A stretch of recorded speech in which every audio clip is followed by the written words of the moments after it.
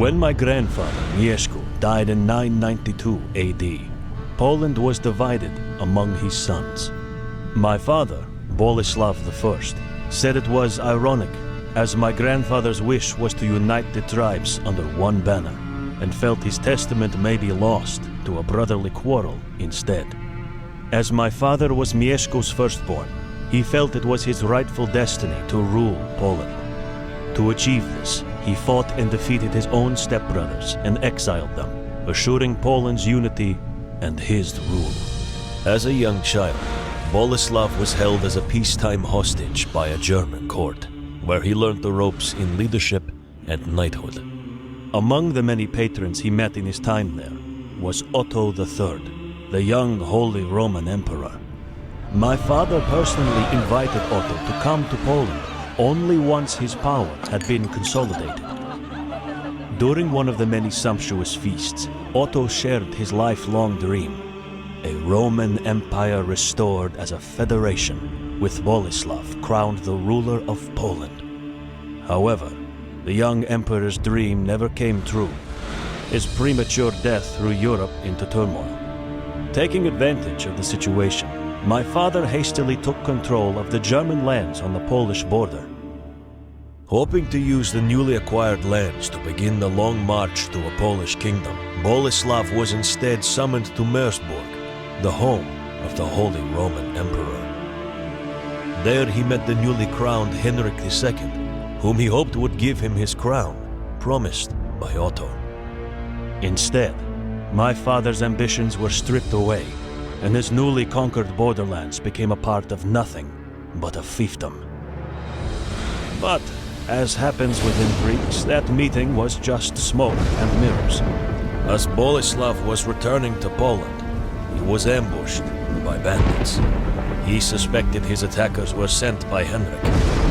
That was too much for him. Not being known for his patience or an even temper, he promised if Henrik wanted war, he'd give him war.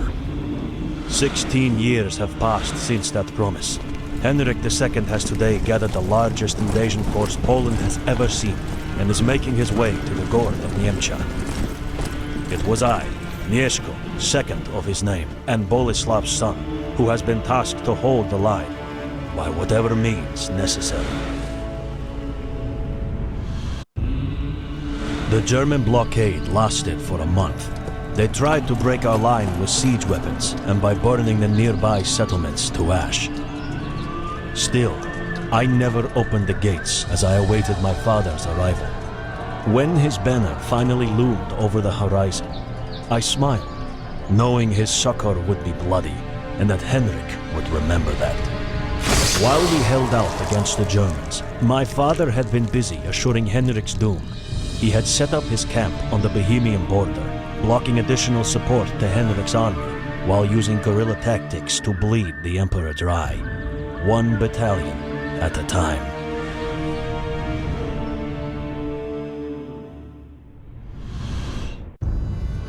Eventually, Henrik's anger capitulated. My father and I felt we had reached the limit of our war and should sheathe our swords, simply not to go mad. Well, that was the polite way to tell the Emperor he'd lost. A peace treaty was signed in Budzin in 1018. As a guarantee of our pact, Boleslaw married Oda, a German royal, and Emperor Henrik handed over the disputed territory. But as one trouble ended, another began. One of my sisters had been kidnapped by the self-appointed ruler of Kiev, the Crown Prince Yaroslav. The city of Kiev was known throughout Europe for its riches, so it wasn't hard for my father to convince Henrik, our now ally, to aid him in his quest. The Emperor's troops soon joined our forces as we made our way towards the Bug River, where Yaroslav's first line of defense awaited our arrival. At that time, my father was known for losing his temper. I guess this rumor reached Yaroslav too late. He never suspected such mockery would drive my father to personally cross the river and cut out the tongues of his hecklers. Soon, the river turned red, and Yaroslav tucked his tail and ran like a coward back to Kiev. We pursued him, leaving no gourd or settlement in our wake. Not until Yaroslav put forward his most fearsome mercenaries, the Varangans, were we driven to a halt. My father knew that even with all the forces we had, we could only defeat Yaroslav's mercenaries through surprise and stealth. I was sent to the most narrow neck of the Dnieper River to stop the arriving Varangans and their Drakkar ships from reaching Kiev. The Drakkar ships were ablaze, and the remaining survivors jumped into the river, only to sink like rocks under the weight of their armor. Those who managed to reach the shore were welcomed with a volley of arrows. After the battle, some of my troops swept the battlefield to bring mercy to those whose spirits were left unbroken.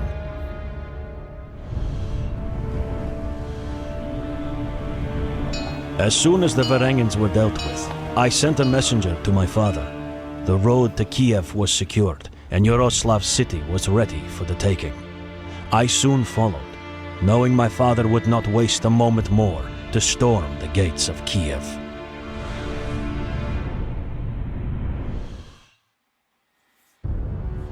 As Boleslaw was entering Kiev, he notched his sword over the city's golden gate, as any good conqueror would. Kiev was plundered, and Yaroslav's family taken as hostages, including one of Yaroslav's sisters, who quickly became my father's new bride. Poland's territory grew, but we still weren't officially a kingdom. As long as I can remember, my father always wanted a crown. He said we were destined for it. He raised me to become a king, to become a part of the royal family. But despite everything, our newest ally, Henrik II, remained in fact a silent foe, successfully blocking our efforts for kingship. In 1024, however, we saw a glimmer of hope. First, Henrik died, causing a struggle for the crown among its rightful claimants. Soon afterwards, the Pope, who also opposed a Polish coronation, went to meet his maker. My father took advantage of this interregnum and crowned himself a king in the Royal Gniezno Cathedral in 1025. Finally, Poland was a kingdom, rightfully recognized by both the Holy Roman Empire and the papacy. Unfortunately, destiny deemed my father's kingship to be in title only. 2 months after the coronation, his spirit left his body. Yet what he built was much stronger. Finally, Poland manifested its long-awaited independence as a sovereign state. However, his legacy is not easy to bear, as his impatience and stubbornness created numerous enemies, from both afar and within our newborn kingdom. And as the new king of Poland, I, Mieszko, second of his name, need to deal with all of them.